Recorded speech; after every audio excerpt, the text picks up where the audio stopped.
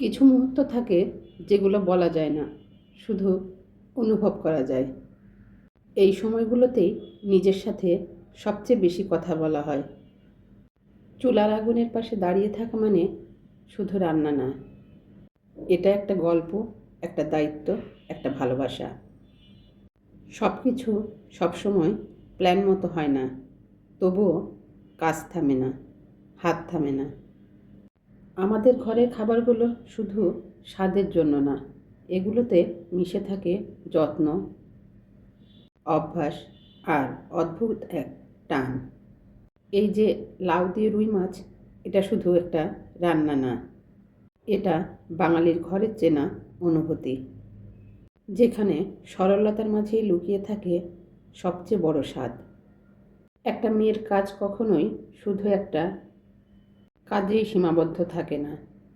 রান্না শেষ হলেই কাজ শেষ না, তারপর আসে পরিবেশন।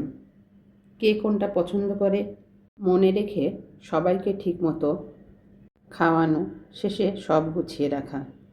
কেউ দেখে, কেউ দেখে না, তবুও সব কিছু ঠিকঠাক করে যায় কেউ একজন। আসলে মেয়েরা পারেও, দারুণভাবে সব কিছু একসাথে সামলাতে পারে। আমার কাছে মনে হয় মেয়েরা সত্যিই অলরাউন্ডার। কথার মাঝে রুই মাছ ভাজা হয়ে গেল। এদিকে লাউ আলু মশলার সাথে ভালোভাবে কষিয়ে নিয়েছি। এ পর্যায়ে ঢেকে কিছুক্ষণ রান্না করব।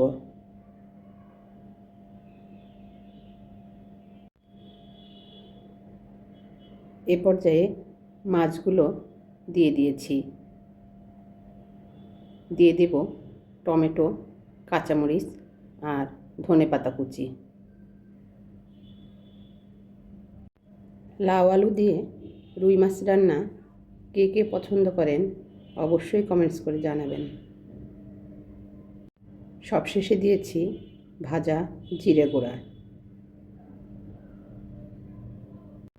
তো মাছ রান্নাটা হয়ে গেল। এরপরে করব পটল ভাজি আর সবশেষে মিষ্টি কুমড়া ভাজি। দেখতে দেখতে অনেকটা সময় পার হয়ে গেল, অনেক কথা হলো। এখন বিদায় নেবার পালা। আবার দেখা হবে নতুন কোনো রান্না নিয়ে, নতুন কোনো গল্প নিয়ে। সে পর্যন্ত সবাই ভালো থাকবেন।